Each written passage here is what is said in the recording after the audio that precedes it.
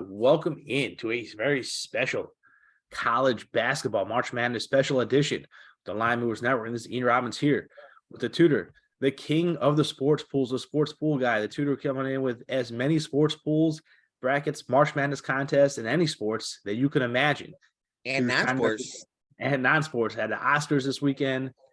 Has anything that you could imagine. The sports pool guy, the tutor, is here for your services. So, with that being said, we want to call him in, give us a little bit of insight into America's favorite pool tournament, March Madness. Not just picking pools, but we're talking about survivors. We're talking about against the spread. We're talking about picking winners. We're talking about pick 8 pools, pick 12 teams, pick players. Anything you could imagine, sports. The tutor has you covered in your pools. He has his long list, be attached to this video, but let's talk about the tournament. Welcome in, tutor. How are we doing? Getting excited. Unfortunately, each of our schools are not participating in the tournament this year, so we can sit back and enjoy as fans. I was just gonna say, am I in the wrong podcast? Because I have my NIT stuff out here where I thought we were talking. I got my NIT brackets and I got Michigan making the finals versus your Florida Gators. I kid you not. And I wish Trey was on the board because I give him a little rib about North Carolina opting out and making the road easier for our team to possibly win the NIT championship, which well, it's better than nothing, I guess. So yeah, Trey had his own opinions on that. We'll save those. I'm sure he'll chime in at some point. And David is sitting riding pretty with his number 2 seeded Arizona, and the Arizona school is looking nice over there. So we're wishing Trey and David the best of luck this March Madness season. But let's get right into it. Yeah, we got talking pools, the original pool. How many pools are you running for this, tutor? I need about 7 fingers, pal, or 7. Well, I need about 14 hands to tell me how many pools I'm running. I got a lot of brackets, a lot of survivors, pick 'em, player pick 'em, team pick 'em, team draft, player draft. We're doing some weird, interesting things as well. I will share that list at the end of this video. Feel free to ask me questions. The email will be attached. I am going to give you guys a lot of tips to win some of these pools today. So, pay attention to this video. So why don't we get right into it, right? So let's see. So what's the tip to win? So March Madness there's trends, and trends are meant to be broken, but I found some good trends for us to help you guys win your brackets, to start your brackets. So here's 16 really good trends for you guys. So get your brackets out and see what you got, and see if you have each of these trends covered. The first trend I have is that no team has ever been unranked to start the season, was a top seed, and made the Final Four. Why is that important, Ian? Who are the 2 teams who are top seeds that weren't ranked this year? I'm going to guess Alabama and Purdue. Close. Purdue and Marquette. Oh, I'm number 1 seeds. All right, top 2 seeds. Okay. Top 2 teams. Yep. So that is never in history that happened. So, in fact, that's not even the important part. The important part is that the number 1 seed in this situation, which is Purdue, 5 of the last 12 teams who have been a 1 seed and unranked prior to the season never even made it to the Sweet 16. And then in the other situation with Marquette, 14 out of the last 22 teams who were a 2 seed and unranked to start the season never made it to the Sweet 16. So when you're filling out your brackets, maybe not having both make the Sweet 16. Trends are meant to be broken. I get it. And these are not 2 sexy teams who are often in this making a run. So if you're trying to win your bracket mania with a lot of people, and you want to be different in some way, you can be different by somehow not having Marquette and Purdue moving that far. What do you think about that, Ian? I'm going to back that up a little bit with some numbers here, some analytics, and numbers say that the preseason rankings do matter in predicting March Madness. And some people might say, well, it's preseason, what's it matter? Well, preseason rankings are based on talent, evaluation, and roster construction. So based on that, people are ranking teams based on talent. Ultimately, it takes talent to win games. Now, people can go on runs, less talented teams can run, but at the end of the day, what we see is over time, the more talented teams tend to win in March. And that's the bottom line. Is the most talented teams tend to move on to the Final Four. So if we're saying these teams are unranked preseason, it doesn't mean they're on talent. It just seems they weren't sought to have the most talented team preseason. There is justification behind that. They've had great seasons. Cannot take that away from them. Marquette has had a phenomenal year, deserves to be the number 2 seed. Purdue, same thing. Phenomenal year, deserves to be a number 1 seed. But preseason, maybe beyond expectations, and maybe this is where the road ends. Not saying it does, but maybe so. Well, what were some of the preseason top 10 teams with Michigan and North Carolina and Kentucky? So yeah, they were running in some way. The March Madness is weird this year because of the COVID year is still affecting rosters. So you got some teams who still have 5th-year seniors, 6th-year seniors, and so the parity is out there. It really is. And some, you give a guy 6 years in college basketball, he's gonna be a decent player. He's gonna probably be better than some really good freshmen or so. So you're gonna see a lot of these teams you don't know about have all these 5th-year, 6th-year seniors who are going to surprise you in the tournament this year. So we'll get to the rest of the trend, but it's going to be a really fun tournament. There's a lot of unknown. Here's some more of my favorite trends. One of the top 4 teams have lost in the first round 13 out of the last 14 years. So in your bracket, have a team losing, top 14. The Big 12, here's a good one, guys. The Big 12 loves losing to 14 seeds. The last 3 seeds to lose to a 14th seed were all Big 12 teams. And guess what, folks? Baylor and Kansas State are both 3 seeds this year. Pick one of them to lose, maybe both. Trends are there for a reason. The 4-13 game has been, so this is a betting thing and a bracket thing. The 4-13 game has been under 10 points 12 out of the last 16 years. So these have been closer. Why that's important? Tennessee and Louisiana. Right now the line is set at 10.5. So if they're saying in the last 16 years, 12 of the games have been under 10 points, you have to remember that Tennessee lost a big player. I would go under here, folks. I'm going to pick Tennessee probably, but I would go under in this game from a betting standpoint, but I would watch out for the upset. At-large teams. This is a good one. This is a really good one. At-large team that were 4 games under 500 in their conference have not lost a first-round game. That's one team, West Virginia. West Virginia, I believe, was Big 12. Yeah. I think they were 6-11 maybe in the conference or something like that. So if I'm doing my bracket, I'm possibly, and they're playing Maryland. Big Ten doesn't like to play basketball in March, so that West Virginia, you should throw them in for a win in the first round. Ian, you can stop me anytime. I'm just going to go through all these real quick. I want everybody to hear these good So that's definitely betting angles too, because West Virginia is about a short, maybe 1 or 2 point favorite against Maryland. West Virginia getting the benefit of the stronger conference, so you're looking at a couple angles here.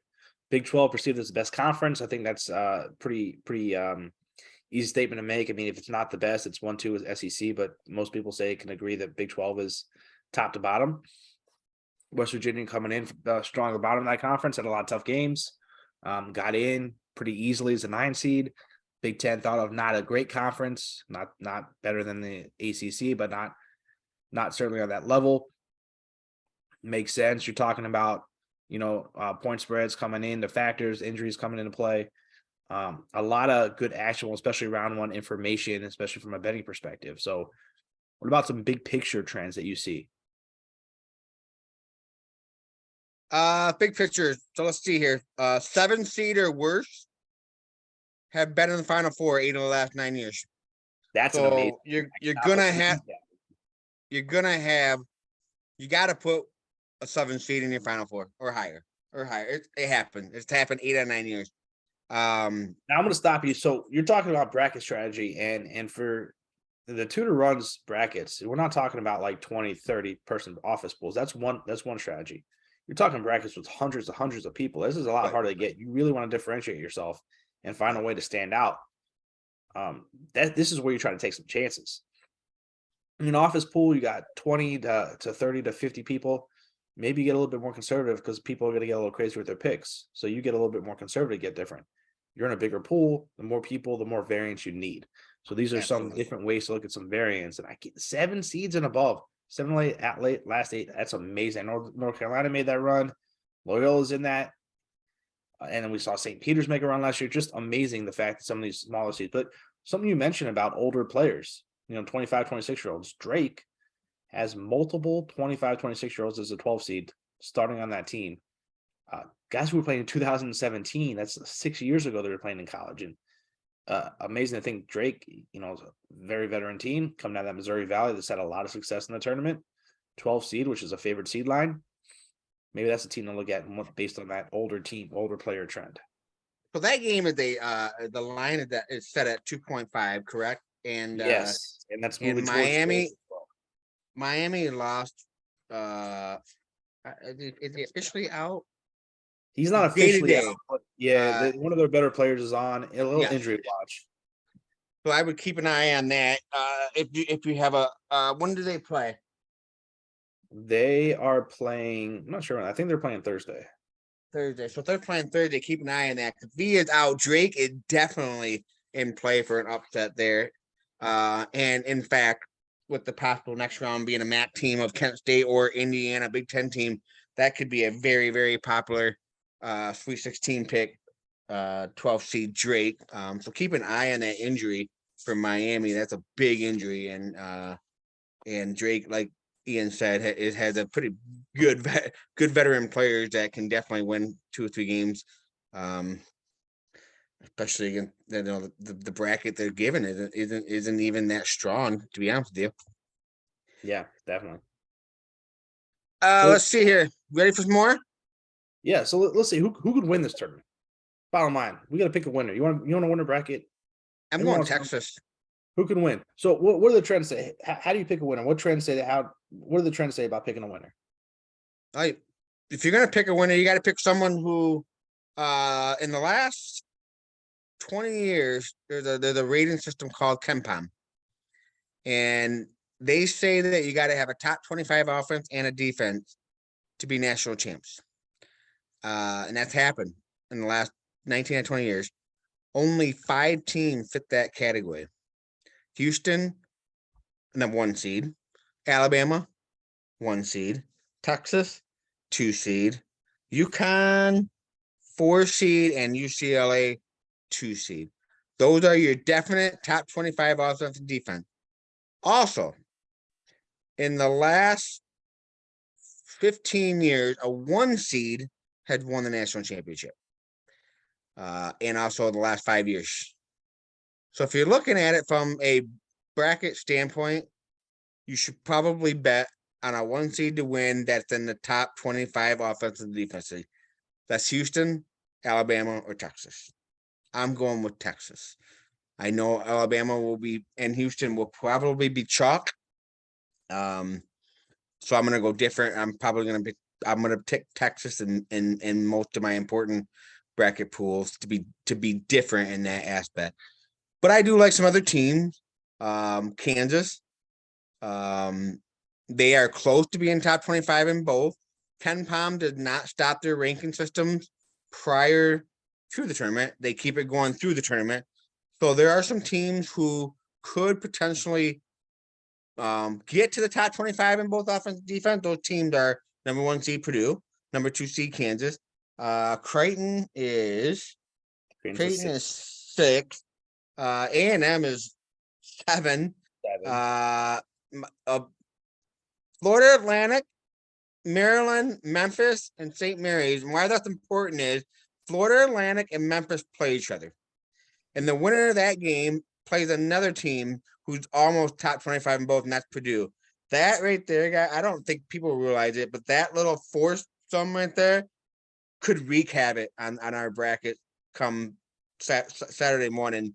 Do you have anything to say about that, Ian? Yeah, that's interesting. So Ken Palm is definitely legit. Ken Palm sets the lines, but I think most people who speculate in sports betting understand, or college basketball understand who Ken Palm is and the power that Ken Palm has. So we're talking about top 25 offense and defense.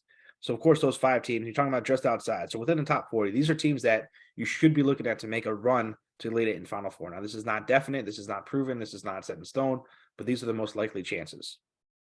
Memphis and FAU. 8-9 teams. Memphis has been one of the better teams down the stretch. Very, very talented team. Preseason highly regarded team that's been getting better. FAU is probably the best team you never heard of. FAU was solidly in the tournament as a 9 seed. They didn't need to win their conference tournament, but they did. They have only 3 losses on the year. They've beat teams. They beat teams in Florida. They've beat teams. They are a good team. They have size. They have strength. They have shooting. They have ability. They ranked inside the top 35 in both offensive and defensive ratings in Ken Palm. They are in the top 20 ranked in Ken Palm. This is not a Cinderella story. This is a legit team.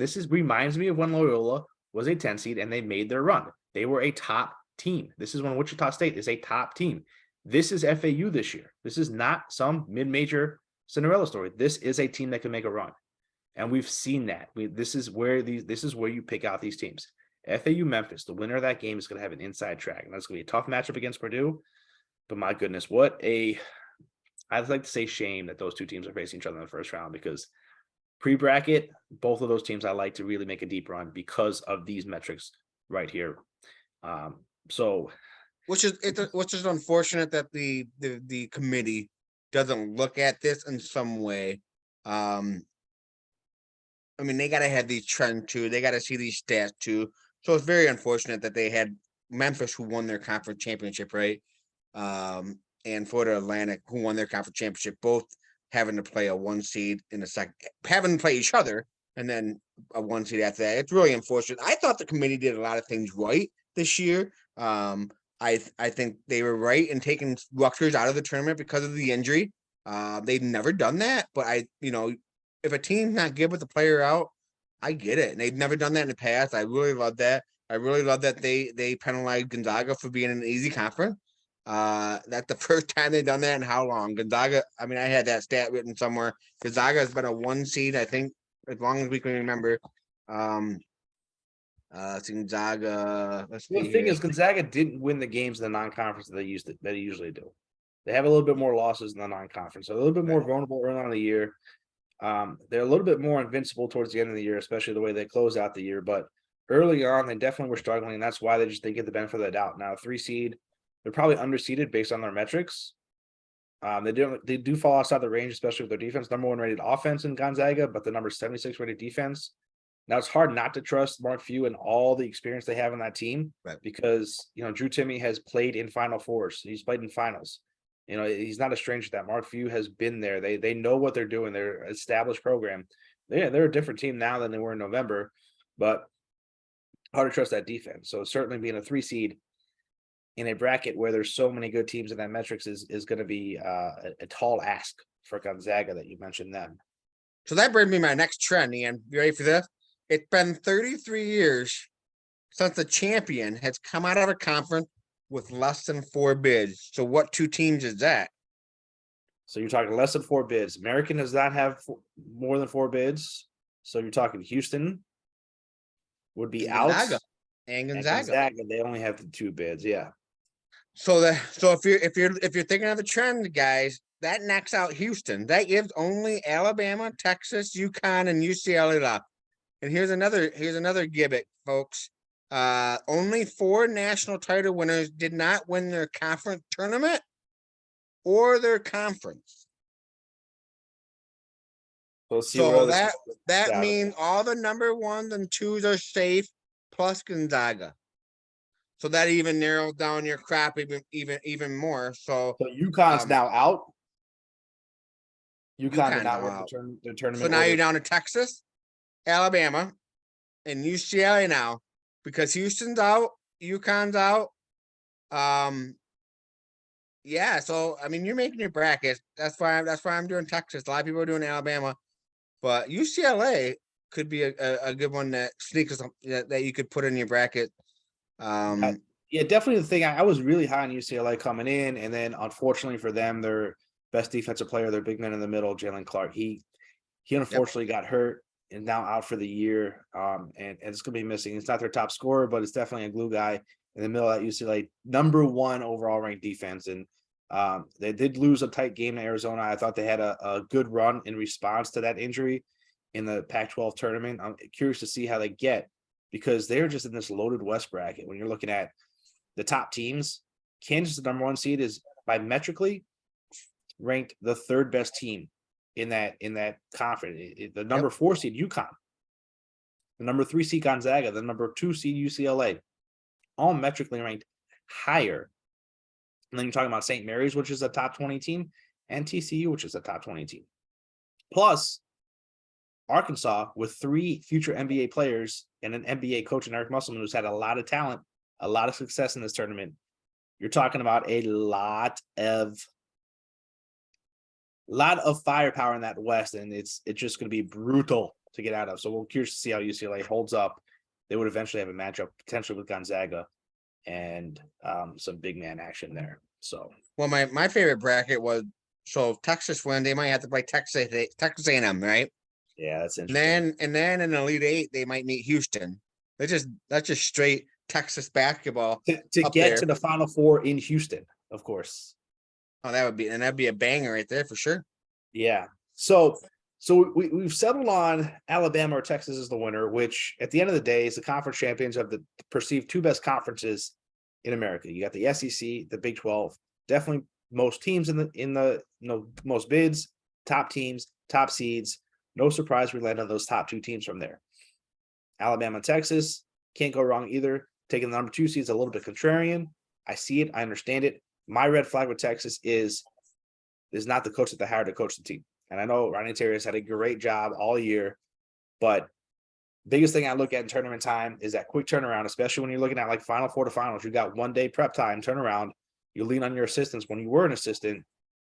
It's how you gonna respond to that. That experience does help. And Nate Oates has proven himself as a great coach on the court. But how does Texas respond? They certainly have the talent. They're preseason ranked very high, expected to be here. I cannot argue with that pick at all. I cannot argue with that pick at all. I think you're landing on these 2 teams by metrics, by the data, is a good place to go. And by no surprise, you're talking about 2 of the better teams all year. One a little bit under the radar with Texas. I think you get a little value on them as well. So let me give you another one. No top 4 seed in the SEC team since Kentucky in 2014 has ever reached the Final Four. That knocks out Alabama on that side. The Big 12 has won the last 2 championships, right? Baylor. So that's why I leaned on Texas. It just everything just going that way. Yeah. Alabama. I think Alabama, if I'm correct, has choked. Yes. So they've been a 2 seed, and then they have never made it to the Sweet 16 as a 2 seed. They're 0-3. It's been, there's been some teams outside of Kentucky to break through. Auburn has broken through. Tennessee's made a couple runs. Tennessee and Of course, Kentucky going back to the pre-Florida days, but yeah, it's hard for some of these newer teams to break through. But land on Texas, I cannot argue with that. The trends say it there, and it totally makes a lot of sense. And a lot of good nuggets, a lot of good information there, and great trends to help predict your bracket. It's a lot more than sometimes just looking at the matchup. Sometimes you got to look at the big picture, and that's a great job of doing that. But let's change gears. Let's talk about some of the pools so that's the bracket style pool. Let's kind of betting on an outright winner. There's certainly some good first round matchups, some great potential matchups that you want to take day to day, but we're looking at a big picture here. talking about one of the pools that's been very, very popular lately is a survivor pool. It's something that you could take throughout the tournament. Survivor meaning you pick one winner, potentially two winners in the first two rounds each day to win, and you cannot use that team again. So a lot of strategy involved with this, a lot of different ways you can go about doing this type of pool. So when you're looking at a survivor, you've seen it on the other end. You've paid out winners on you see people win this league, you participate in this league. How do you look at a survivor pool and what kind of strategy you take? Because early on, I think is where you win or lose this pool. Because you could end up with no teams left to come to the Final Four time, and then you kind of box yourself out depending on what happens. Of course, last year we got a situation where teams kind of like St. Peter's made a run, so you kind of get embedded in with some help. How do you look at a survivor pool strategy when you're doing this? So for me personally, go ahead and give away all my strategies, I guess. But so there are some major injuries that people that you need to know about, but you got to remember these major injuries aren't gonna really cost them that first game, but it's gonna make it really tough for that second game. So you got Virginia, who lost a pretty decent role player. Not super important, but they'll win that first game. They should against Furman. Speaking of Furman, I think the conference that Furman was in had never won a NCAA game. I'd have to go back and look, but I'm not quite sure. I would pick a team like Virginia to win because I don't think they win the second game without that guy. Another one, Tennessee. Ziegler is out. Ziegler is a very good guard, and I would pick Tennessee in the first game because I don't think they're going to win the second game, and I'm not worried about them going further. UCLA, you mentioned earlier, they can easily win their first game without Clark, and maybe even their second game without Clark, but they're not going to make a run, so I don't feel bad taking UCLA early. Kansas, they're potentially losing their center. We don't know yet. I don't think I'd waste him on the first game. But I will potentially in the Sweet 16 save Kansas because if McCullough is out longer than he should be, they're not going to be able to play. They're not going to be able to bang with some of these teams because they're a small team and he's their big guy. In fact, I think they lost to Texas in the championship without him. So that's a team I would consider when you're looking at how you're going to do your order. Have Kansas potentially in your third picks. Miami, we talked about is losing a very good player potentially if he does. If they don't play the first, if he should play, but I don't see Miami going very far. So they're worth taking in the first round. And the other one for me, I know a lot of people aren't going to do this. Houston probably won't play Sasser in that first game because they can win without him. I don't think Houston's going to go very far. So I'm probably going to waste Houston in a couple of my picks just in case Sasser doesn't come back or just doesn't look like himself because I tell you what, they're going to be running into either Auburn, who doesn't lose very often in 3-16 type game, and Iowa, who can shoot the lights out. So, that could be a big upset round 2. So if I can hurry up, take a number 1 seed to win that first game, and they lose quick, I'm at a pretty good advantage over a lot of people in the contest. So I'm looking at injuries. I'm looking at injuries in the first round mostly, or teams like for example, Xavier, teams like Gonzaga, St. Mary's, Kansas State, who I think can win a game, but not the next one. So you should never pick a team you think is going to win more than 2 games in the first round. Yeah, I agree with that strategy. I think also people who have multiple entries, they tend to try to box themselves out a little bit and take like 2 sides of an 8-9 game because you're not going to use one. And I just don't like that strategy. I think you're just wasting. I think you maybe do that later on when you have a sense of it, but you just don't know what's going to happen in a bracket. I think last year, if you were playing a Survivor League and you kind of went conservative and took a lot of higher seeds, you might have been saved by the fact that in the Elite Eight, you had a 10 seed and a 15 seed facing off, and you could use North Carolina against St. Peter's in that game. Now, if you were eliminated with St. Peter's early on, that could be a case too. But if you're still alive, then you had that chance. And Miami, I know, was a favorite against Oregon State later on. So you never know exactly how a bracket's going to shape up. If you do have surviving entries, later on is when you can make the pivots off the top seeds because it's a little bit closer games anyway. So I don't mind using the top seeds early on, especially if I don't like their forward projection. I don't think you might want to save certain teams, but I definitely don't mind using a 1 seed in the first round just to get by, especially when you have to make 2 picks in that first round on the first day. The name of the game is Survivor, and you can't win if you don't survive. And sometimes it's just survival. But it's definitely a different game. I like the strategy. I like the game.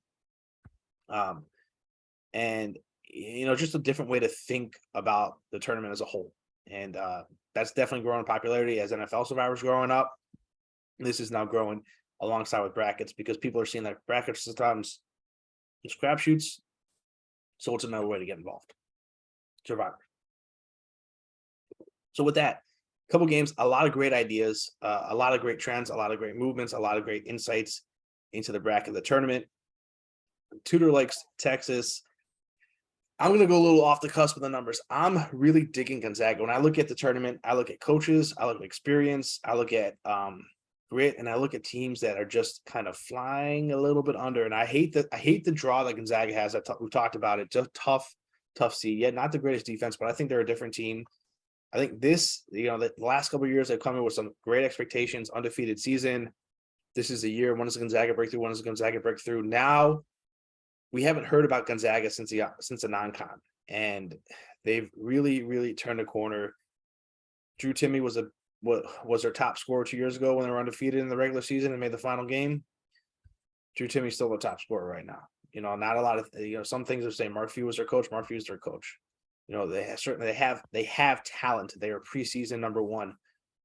They're a number 3 seed. I think this might be the time for them to break through and get the monkey off their back per se. But it's a wide open bracket. So many things can happen. So many ways to play. So many ways to keep yourself engaged. I know. And if you bracket bust early, what do you do with the Sweet 16? We got second chances, right? Well, Gonzaga, as bad as they choke later on, is a very consistent team to get into the Sweet 16, and they don't lose in the first round. So I would definitely not try to get cute and put Grand Canyon beating them, or even TCU or that play-in team. Gonzaga will still get there, and then they'll play UCLA without Clark, and then it'll be a big battle with Kansas. So you're onto something if they can somehow, that Kansas game they can certainly get to the Final Four, and it would be Gonzaga like to do that after all these years of underperforming, and then finally, then they do it when they're not number 1 would be wild. Yeah, they're certainly have to earn it. They're certainly gonna have to earn it, but all these teams will have to earn it. Winning these games, is no easy task, and we're just here for the ride. And cannot wait for Thursday morning when the games tip off. Any last words there, Tudor, about your games? Anything? Favorite game? Anything that you have on this tournament? Favorite game? Oh, we talked about Memphis and Florida Atlantic. So that's just going to be a banger. But if we're talking about like a game that I would have to sit and watch, it's got to be Iowa and Auburn. I think that game. I think both of those teams had the potential to be Elite 8 teams and definitely could beat Houston. So it'll be really interesting to see. It'd be really interesting to see that game. That 2 teams who could have won their conference, had the talent to win their conference, underperform sometime during the year, but can turn it on. And I would hate to be Houston if you had that one bad game playing either of them.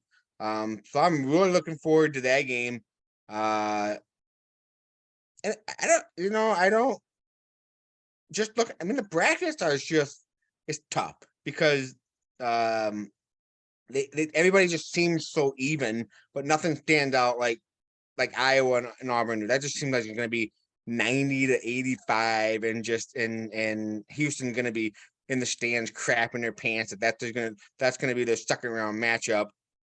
So I'm really looking forward to that one. I am also nobody's even talking about it, but Rick Pitino is the coach at Iona, and they're okay, but they probably shouldn't win. But it would be really really fun to see if they can pull up an upset against UConn, and then the next thing you know, now Rick Pitino's back coaching some big school next year because he pulled up a big upset. But if they can somehow get past UConn, their next game is St. Mary's, and that would be pretty funny to see. That would be that's the upset I want to see. Rick Pitino making the comeback and somehow. Well, yeah, Patino's been in Iowa for a couple of years. He's built a powerhouse there in the MAC, and they're playing in Albany, upstate New York, which is kind of ironic because that's where their school is. But I think Patino is in line for a bigger job next year. He's certainly done great work with Iona. They won their conference championship game about 15, 20 points. They've been a 20-point favorite almost every game they played. Some of the games you mentioned, Auburn is playing in Birmingham, Alabama as a 9 seed. So that's kind of interesting to me. The UConn Iona game is playing in upstate Albany, New York, which Iona is a school in upstate New York. UConn is right across the way. So it's a little interesting matchup location wise for some of that. But some of these 8-9 matchups, the FAU Memphis game, that is two of the better teams. That's two of the top 20 teams in this tournament. And the fact that we have to see them play round one is kind of a shame. At the same time, it should be a treat because they're two very talented teams that have had tremendous seasons. Looking forward to seeing them play. So I can't believe we haven't even talked about this, but everybody's favorite upset seemed to be Oral Roberts over Duke, because they got an NBA player and blah blah blah. But what people don't realize is that Duke is on fire right now. I agree. And since everybody's gotten healthy, they have been on fire, and they should come out of that region. You're talking a region with only Purdue, Marquette, Kentucky, and a team in Tennessee without one of their best players. They should, but here's the funny thing: no 5 seed has ever won a national championship. That's crazy to me. Duke could do it, and people were saying, "Oh, Oral Roberts is going to beat Duke," and blah blah blah. Nope, that's Duke's region to win. I'm sorry, and anybody doing your brackets, go ahead and put Oral Roberts in your first round because I'm going to laugh that to the bank.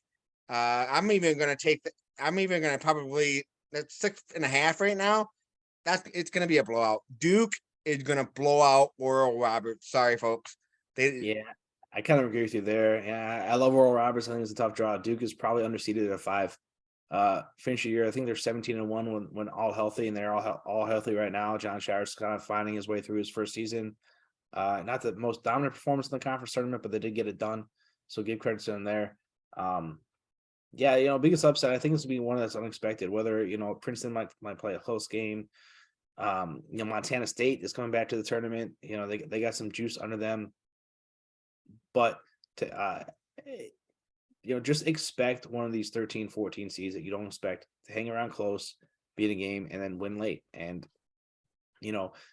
don't be surprised when a double-digit team, maybe it's Drake, maybe it's Charleston who won 30 games this year, make a Sweet 16, and, just be prepared for it. And this season, we've seen so many times a team gets number 1 and loses the next game after they get ranked number 1. Just expect that. A team shows up well, turns around in 2 days, and gets beat, thrown off the floor. Just no team is as good as their last game. No team is as bad as their last game either. So just be prepared for swings, for wild games. Let's sit back, have some fun. It's another March Madness tournament that we are lucky enough to enjoy. Best of luck to you all this March Madness season. Make sure you check out Tudor's games. He's got the best pools out there. Anything that you could possibly ask for. And you know what? If there's not something there, you ask him, he'll try to find a way to get it done. I'm going to post all these trends, guys. I got so many trends. I got more for you. don't pick a 6 seed to make a Final Four. They haven't done it in 31 years. So yeah, And don't check pick out. and don't pick a 13th seed to beat a 4. It only happened 21% of the time. I have all these. I'm gonna put it on a doc. I'll post it with the video. You guys can win all your brackets. Just don't win mine because I'm winning them. All right. Best of luck, everyone. See you at the end.